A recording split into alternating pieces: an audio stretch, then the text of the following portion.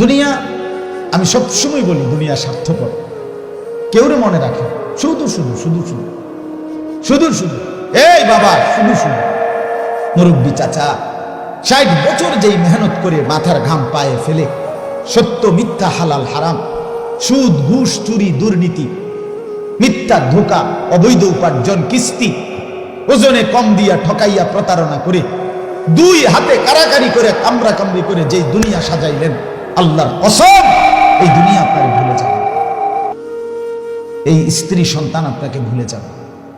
এরা মনে রাখবে না, এরা মনে রাখবে। এই খাট পালং সোফা ফার্নিচার পরবর্তী 20 বছরের ব্যবধানে আপনার চিহ্ন থাকবে। 12 বছর পরে আমার দাদা মৃত্যুর 12 বছর পরে আমি আমার জ্যাঠারে বলছিলাম, দাদা জ্যাঠা আমার দাদা যে মারা গেছে, আমনে আমার দাদার বড় ছেলে, আমনে আমার বড় জ্যাঠা, আমনের কাছে আমার দাদাও বড় বাড়িওয়ালা ছিলেন, জমিওয়ালা ছিলেন, আমার দাদার খেরের ফাড়া, এরপরে হালের গরু অনেক ছিল। আগের দিনে পয়সাওয়ালা চিনতো এই 2 জিনিস দিয়া, হ্যাঁ গৃহস্থ খেরের ফাড়া কয়তো, আর হলো কি হালের গরু। হালের গরু দেখলে মানুষ বুঝতো যে এরা কি বলা পয়সাওয়ালা, খেরের ফাড়া দেখলে চিনত। অনেক কিছু ছিল দাদা।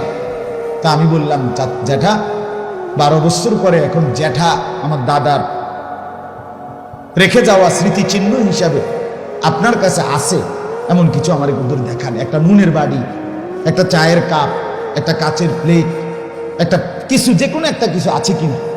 কসম আল্লাহর, জ্যাঠা কাঁদা দিছে, চোখের পানি ফেলে বলছে, না ভাতিজা, তোরে দেখাইবার মতো আমার কাছে কিছুই নেই। এর নাম দুনিয়া, এর নাম কি দুনিয়া। তাহলে আমার দাদা কি মাড়ির বইয়েনি ভাত খেয়েছে? আমার দাদা ফ্লেটে ভাত খেয়েছে না? কথা বলেন না কেন? আমার দাদা কি নুন মাড়িত নিয়ে রাখছে? তো সেই নুনের বাটি করে, সেই প্লেট কোথায়? দুনিয়া মনে রাখে না, দুনিয়া মনে রাখে না। শুধু শুধু অনর্থক সুদের টাকা দিয়ে ছেলেটাকে বিদেশ পাঠায়, অনেক বড় ক্ষতি করলো, নিজেরও বড়। ভাই এমনি ভালো কামাই করতে পারত, আপনি তারে হারামের টাকা দিয়ে তারে বরবাদ করে দিলেন, নিজেও বরবাদ হল। কিস্তির টাকা দিয়া খাট পালং ফার্নিচার বানাইলেন, অনেক বড় ক্ষতি করে ফেললেন পরিবারের। এটি ছাড়াও তারা ধীরে ধীরে হয়তো একটু সময় লাগতো, হয়েই যাইত, আপনি অনেক বড় ক্ষতি করে ফেললেন। আজীবনের জন্য, দীর্ঘদিনের জন্য তাদেরকে হারামের সাথে জুড়াই দিলেন, নিজেও নষ্ট হলেন, তাদেরকেও নষ্ট করে দিলেন, ক্ষতি করে ফেললেন, অনেক বড় ক্ষতি করলেন।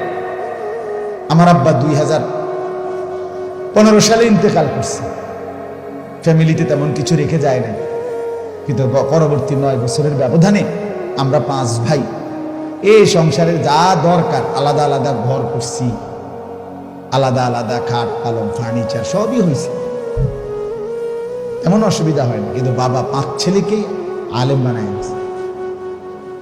বিনিময়ে এখন কি লাভ হয়েছে? এখন 5 জনই কোনো না কোনো মসজিদে জুমা পড়ায়, মাদ্রাসায় পড়ায়, কিছু 2-4 শব্দ আল্লাহর কথা বলে।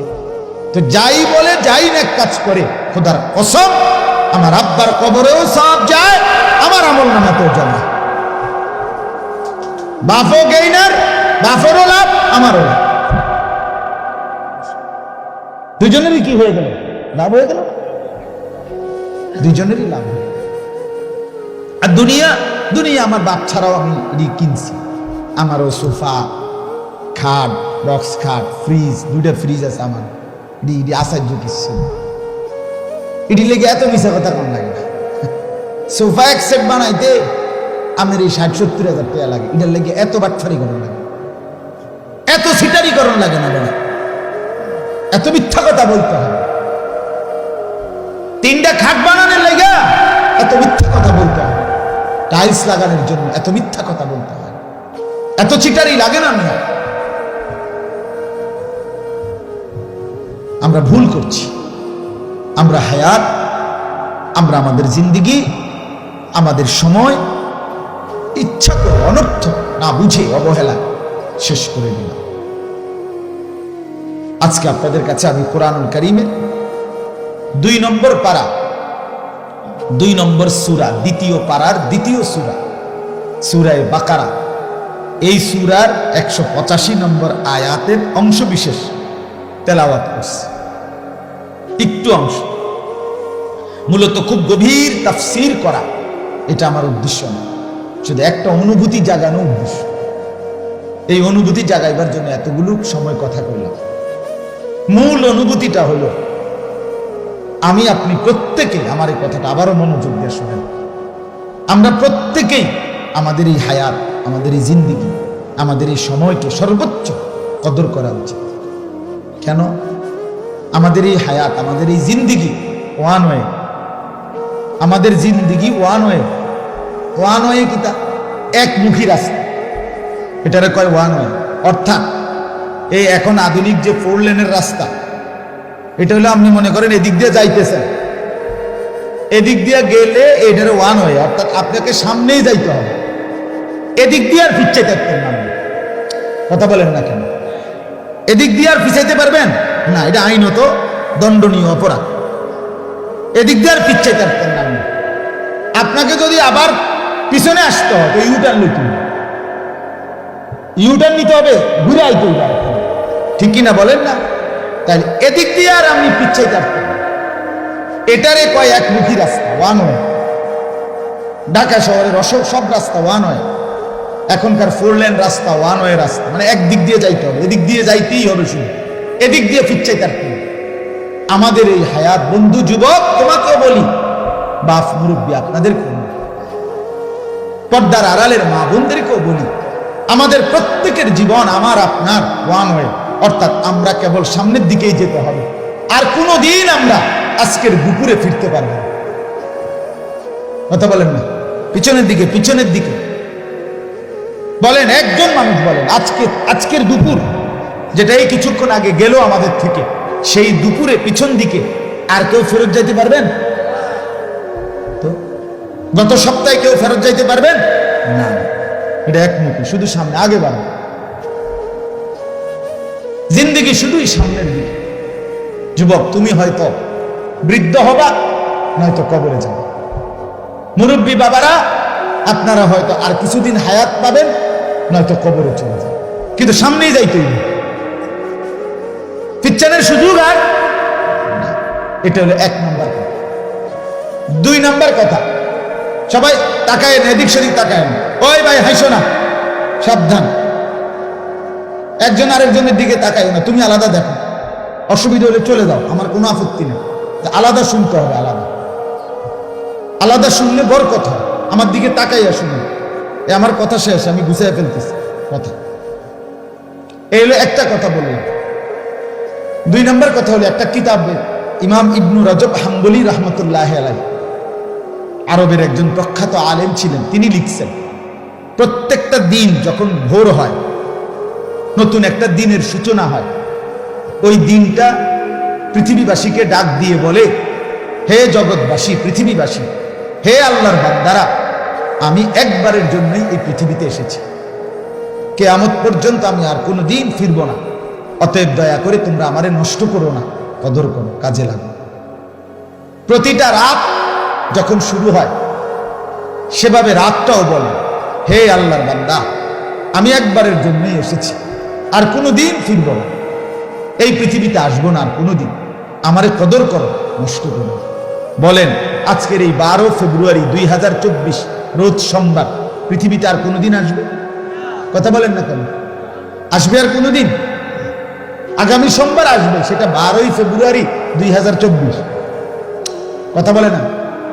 আগামী সপ্তাহের সোমবারটা কি 12 ফেব্রুয়ারি? আর আসবে, আর কোনোদিন এই পৃথিবীতে আসবে না ভাইয়া বাবা।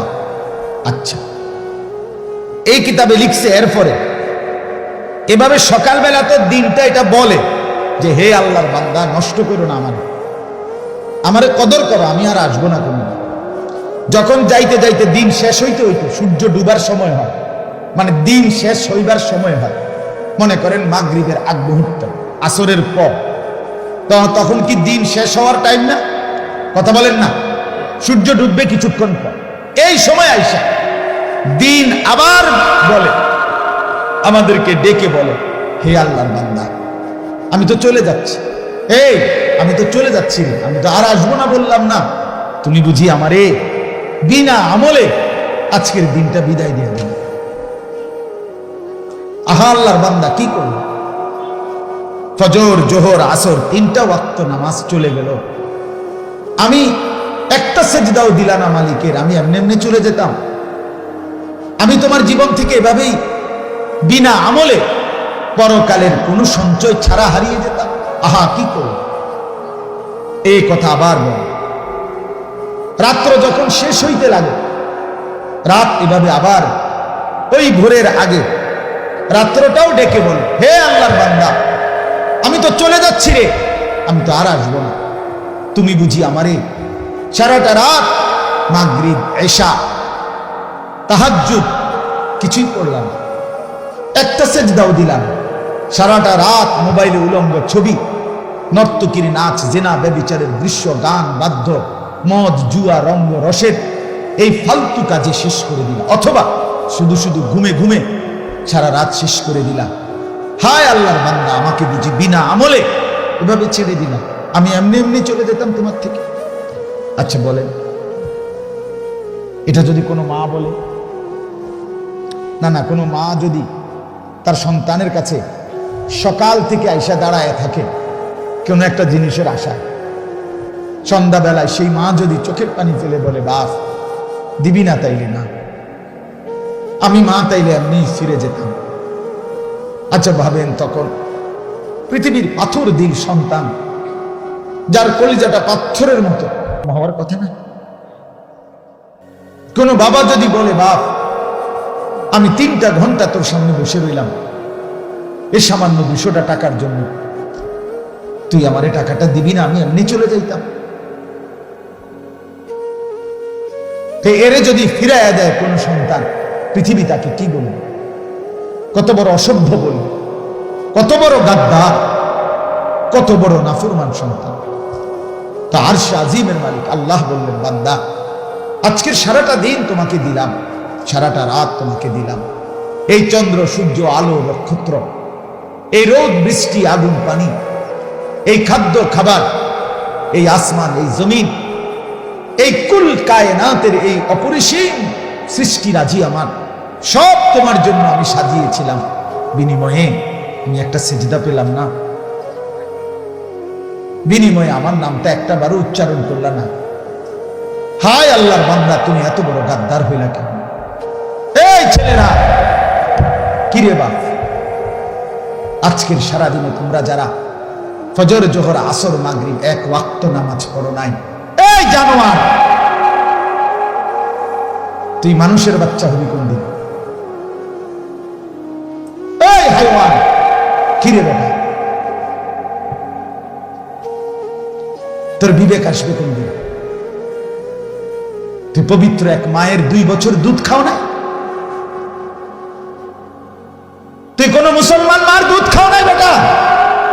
এই না, কিরে বেটা, দাঁড়া বেটা, মাঝি বেটা দাঁড়া, এখন দাঁড়া বেটা, আমি দাঁড় করাই, আমারে মাহফিলওয়ালারা বলুক,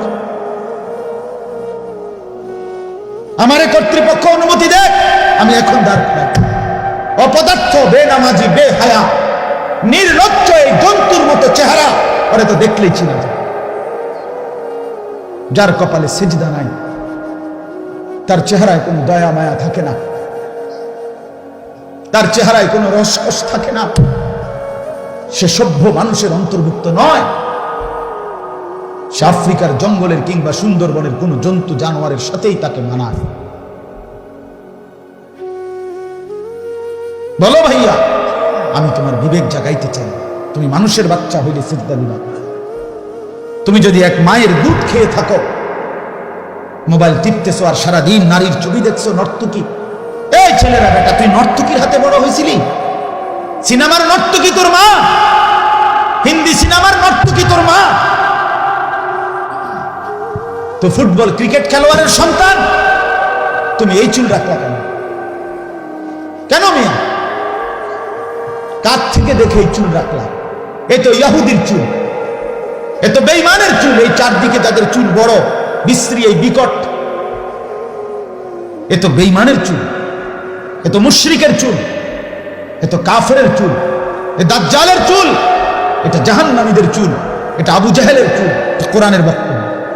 কোরআনে আল্লাহ বলছেন, আবু জেহেলের চুলকে আল্লাহ বলছে, তোর লম্বা সামনের চুল ধরে আমি তোরে হাসরের ময়দানে বেইজ্জতি করব। কোরআনের আয়াত। আল্লাহ কোরআনে বলছে, ফেরেশতারা জিজ্ঞেস করবে, আল্লাহ জাহান্নামীকে কেমনে ফেলাইতাম জাহান্নামে? আল্লাহ বলবে, সামনের বড় চুল আর দুই ঠ্যাং ধরে আলগি দিয়া, ছাগলের বাচ্চা যেমন আলগি মারে এমনি দ্রাম করে ফেলাইব। ফায়ুখাযু বিন নাওয়াসি ওয়াল আকদাম। নবীজি বলছে দাজ্জালের চুল, মুসলিম শরীফের হাদিস, আল্লাহর নবী বলছেন দাজ্জালের চুল বড় এলোমেলো, স্বাভাবিকতার পরিপন্থী। নবীজি বলছেন এটা দাজ্জালের চুল। কার চুল? দাজ্জালের চুল।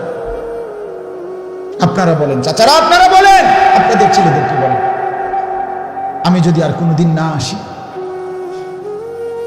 আমি যদি আর কোনোদিন বলার সুযোগ না পাই, এজন্য আমি একবারই বলব, এরপরে আপনারা বলুন। কোন এক বিবেকবান বন্ধু ছেলে তুমি বইল অন্যকে, সবাই তো আর একরকম হয় না। যদি কারো বিবেক লাগে তুমি বইল অন্যকে, যেটা মুসলমানের চুল। এটা কোনো ভদ্রতা না, এটা কোনো পৃথিবীর কোনো গবেষণাতে এই ফ্যাশনকে সৌন্দর্যপূর্ণ এটা কোনো প্রমাণিত হয় নাই। হয়েছে কোথাও? তো আমি অনুরোধ করছি, নষ্ট না হয় ভাইয়া। এর ভিতরে যারা বসছে সবাই চিন্তা বাদ দাও। দোস্ত আমার হাত জোর করে অনুরোধ, নষ্ট হয়েও না, জিন্দগি নষ্ট করে দিও না। তো আগার মেরা नहीं बनता ना बन अपना तो बन।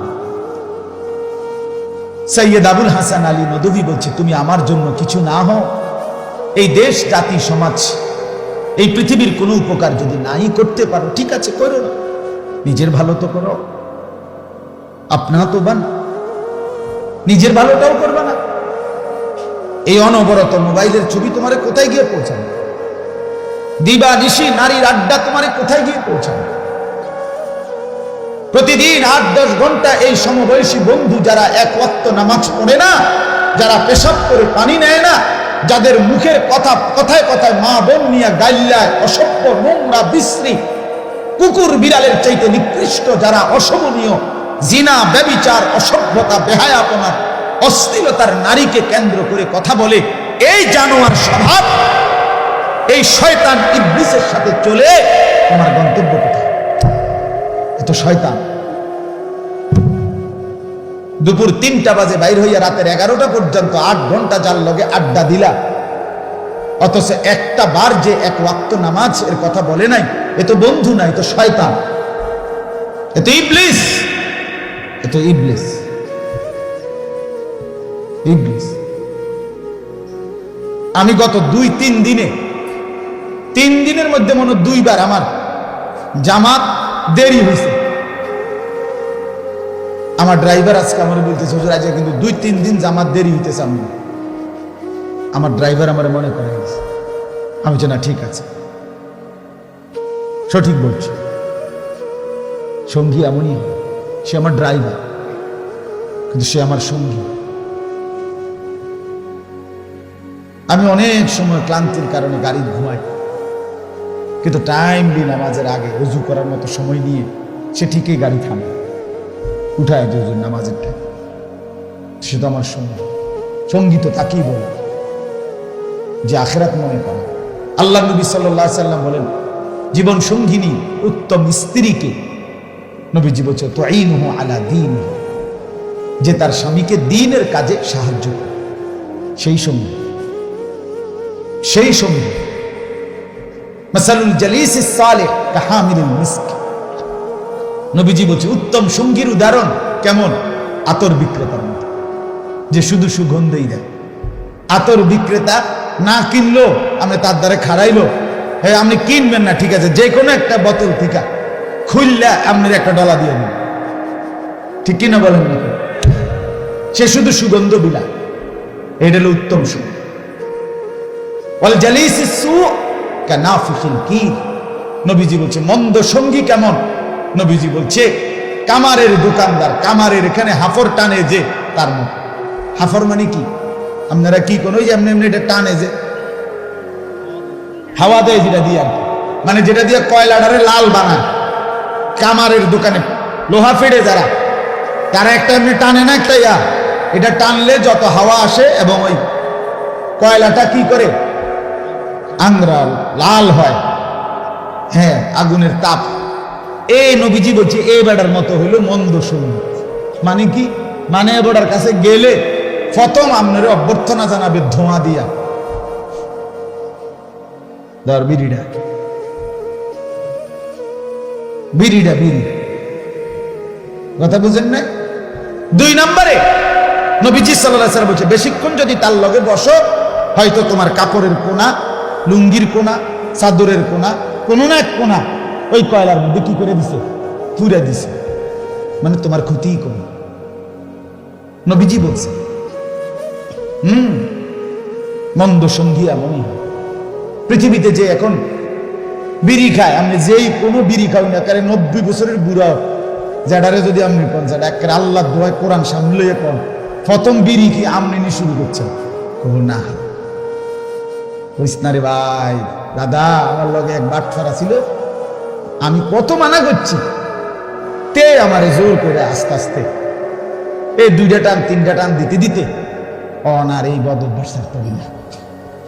অসৎ সঙ্গী, ঠিক কিনা বলেন না? পৃথিবীর যে কোনো নেশাখোর, মদখোর, গাঞ্জাখোর, ফুট্টাখোর, বাবাখোর, ডাইলখোর, এই অসভ্য হারামিরে জিজ্ঞেস করেন তুই কেমনে শুরু করলি ডাইল খাওয়া? নেশা নিজের থেকে, একদিন ঘুমের থেকে উঠতে হাতে নিজে নিজে মদ খায় না, না কোন অসৎ বন্ধু তারে আস্তে আস্তে কি করে দিছে, এই অন্ধকারে ঢুকাই দিছে। নারীর আসক্ত যত যুবক, তাকে কেউ না কেউ বন্ধু এই দুষ্ট বাজে নোংরা কথা বলে আহা অন্ধকারের রাজ্যে ফাঁসায় দিছে। এজন্য বন্ধু বড় সাংঘাতিক, বড় সাংঘাতিক। অনুপযুক্ত বন্ধু যদি নির্বাচিত হয় ক্ষতি। এজন্য আমি বললাম আপনাদের কাছে হায়াতের কদর করুন। এই আয়াত বোঝানোর জন্য এই কথাটার মূল কথা এটাই, আমরা কেউ আর ফিরবো না পিছন দিকে, শুধুই সামনের দিকে। আর আমাদের সামনে শুধুই কবর, আমাদের সামনে শুধুই হাসরের মাঠ, আমাদের সামনে শুধুই মিজানের পাল্লা, আমাদের সামনে শুধুই আমাদের আমলনামা হাতে নেওয়া, আমাদের সামনে শুধুই ফুলসেরাত, আমাদের সামনে শুধুই জান্নাত কিংবা জাহান্নাম। আমাকে ওই দিকেই যাইতে হবে, ইচ্ছায় কিংবা অনিচ্ছায়, মানি কিংবা না মানি, বুঝি কিংবা না বুঝি, স্বীকার করি কিংবা অস্বীকার করি, চোখ খোলা রাখি কিংবা চোখ বন্ধ রাখি, রুগ্ন অসুস্থ থাকি আর সুস্থ সবল থাকি, হাসতে থাকি আর কাঁদতে থাকি, আমাকে পৌঁছতেই হবে আমার নির্ধারিত গন্তব্য কবর। ঠিক কিনা বলেন? অতএব এই চূড়ান্ত সত্য, অমোঘ সত্যকে অস্বীকার করা, আড়াল করার, পাশ কাটবার কোন শক্তি নেই। কারো কোনো ক্ষমতার বাহাদুরি, অহংকার, উদ্যত্ত কিছু দিয়েই এই অমোঘ সত্য মৃত্যুকে, কবরকে, আখেরাত ঠেকানো যাবে না। যাবে? কথা বলেন না, যাবে? অতএব দয়া করে হায়াতের কদর, সময়ের কদর করে জীবনটা কাজে লাগান, জিন্দিগিটা কাজে লাগান, সময়টা কাজে লাগান। আর এই সময় কাজে লাগানোর, জীবনটাকে সুন্দর বানানোর, নিজের পরিবর্তনের একটা সুবর্ণ, মোক্ষম, উত্তম, চমৎকার একটা সুযোগ আমাদের সামনে, সেটা হলো মাহে রমজান। এই কথাইটা কর্ণের লেগে এতক্ষণ কথা আছে, এই কথাই করবে। যদি কেউ বুঝে থাকে, যদি কেউ অনুভব করি যে আমার বদলানো দরকার, আমার ভালো হওয়া দরকার, আমার আখেরাত আছে, আমার মৃত্যু আছে, আমার পরকাল আছে, তখন এই একটা আওয়াজ হইলেই ওইদিকে তাকানোর তো কিছু নাই ভাই। একটা মাহফিলের পাশে এখান থেকে 2-4টা আওয়াজ হইতো না তো এটা কেমনে মাহফিল? বুঝলেন না কথাটা? মাহফিলের আশেপাশে তো আওয়াজ হইবে, এই বন, বিড়ি, চা, বিস্কুট, চটপুড়ি, চিৎকার চেঁচামেচি, এর ভিতরে দিয়ে আখেরাত, এর ভিতর দিয়ে। আমি প্রথমেই বলছি না, এই যায় ঝামেলার দুনিয়ার ভিতরে দিয়েই আপনি আমারে পথ কইরা জান্নাতের দিকেই যাই। আমি আলগা দুনিয়া কই পাবো? কথা বলেন না, আলগা দুনিয়া পাইবেন কোথাও? বলে না এমন একটা দুনিয়া আমারে দেন আল্লাহ, চোর ডাকাত কেউ নাই, বালা সব বালা। তো সব বালা হইলে আর এটা দুনিয়া কিন্তু, এটা তো জান্নাত। এই জন্য এর ভিতর দিয়েই গাফেল ফালতু এই মানুষগুলোর ভিতর দিয়েই আমাকে আমার পথ করে নিতে, আমাকে আমার গন্তব্যে যেতে হবে।